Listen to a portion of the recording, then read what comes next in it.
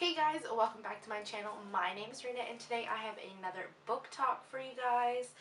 The book that I will be talking about today is The Raven Boys by Maggie Stiefvater. This is the first installment in the Raven Cycle Quartet. The last book, The Raven King, did just come out at the end of April. Before I read the last book, I wanted to go through the series again and re-immerse myself into the world. So I did read The Raven Boys about a year ago, and I did get halfway through The Dream Thieves, so I have now reread the first book. I'm slowly getting my way through The Dream Thieves, and I have Blue Lily Lily Blue, and then I have The Raven King to move on to. And I'm slightly afraid because I've been putting off on looking at any spoilers and I'm slowly dying and I will die if Gansey dies and I'll be so upset.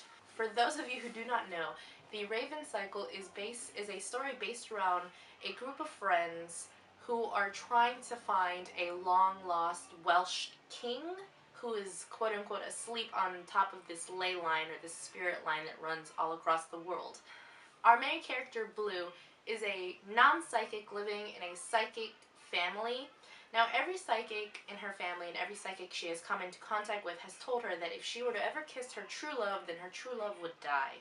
And because of this, Blue has sort of sworn off of love or told herself she will never fall in love, especially with a particular type of boy in her town in Virginia, Henrietta, Virginia, called the Raven Boys. Now, the Raven Boys is a very posh collective group, very rich, very pompous sort of, that attend this local private school in the town of Henrietta, Virginia, where this is all taking place.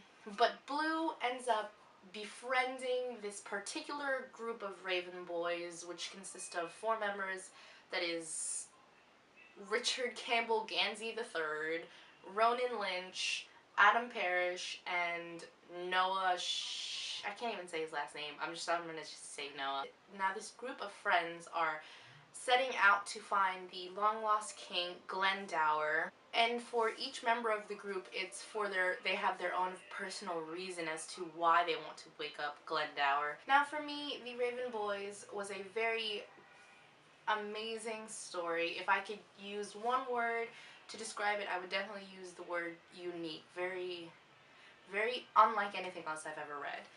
And I thank Maggie Stiefvater for putting out the Raven Cycles and introducing us to this amazing world that no one else has ever thought of, no one has ever even come close to conceiving. For the first book in the series, I did give The Raven Boys a 4 out of 5 stars. Now, this book is told in the third person, but from the different perspectives of different characters in this story. The important thing for me going on in this series and rereading the first book was the fact that Maggie gave each character a very specific attitude, a very specific a very specific set of morals, a very specific set of just thinking and processing what's going on in the story.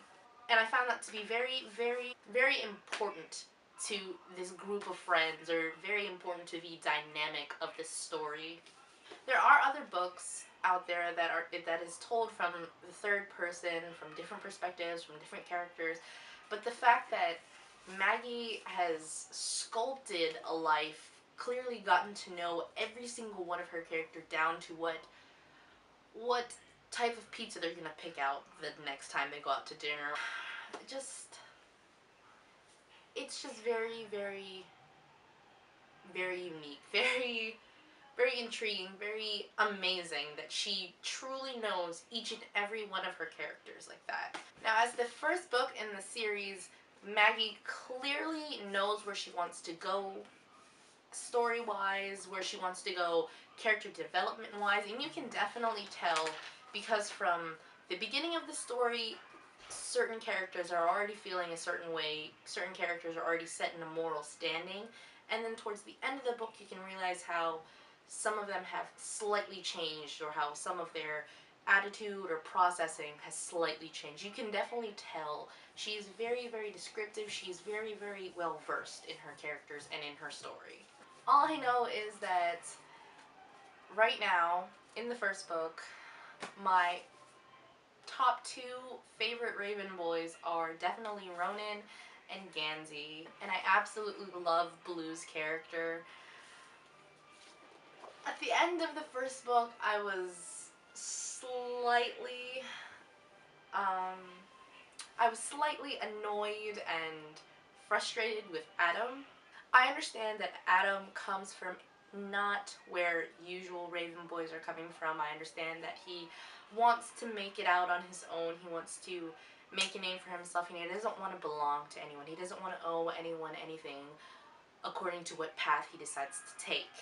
Now, that is definitely one of the moral standings that Maggie carved out for Adam, that he wants to be independent, but he wants to be essentially what Ronan is, in the sense that he is rich and didn't have to think about anything. He wanted to be like Gansey and Ronan, not having to worry about when his next meal was going to come.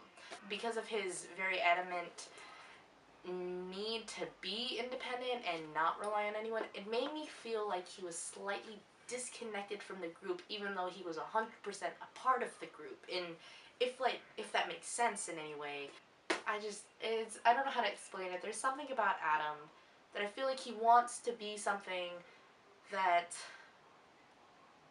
might be too far-fetched, might be too far out of his reach. Just, I feel like it's not going to happen unless he completely can be comfortable with the way Ronan and Gansey are.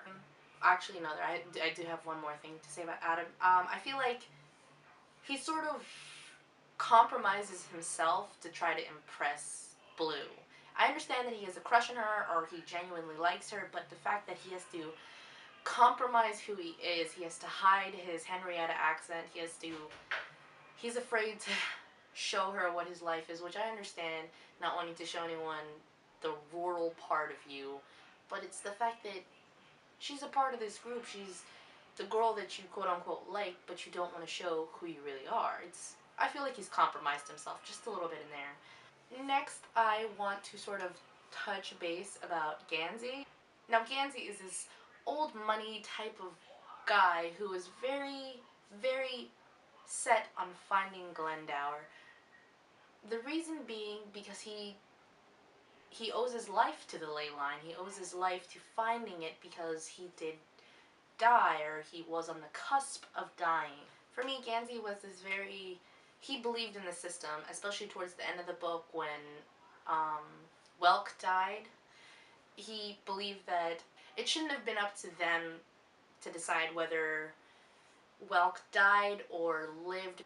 They didn't even have the ability to pick up alcohol or buy alcohol, so what gives them the right to decide whether a man lives or dies? And for me, that was very political. Here they are as high school students, Gansey being the very charming, very old money politician's son, that he believes in the system. He believes that there is black and white, there's no gray, and for him to have this moral mindset in the middle of this quest to find this king, this magical king, it is very unique. It's very Gansey. That's really how I can describe him. He's just very, very Gansey.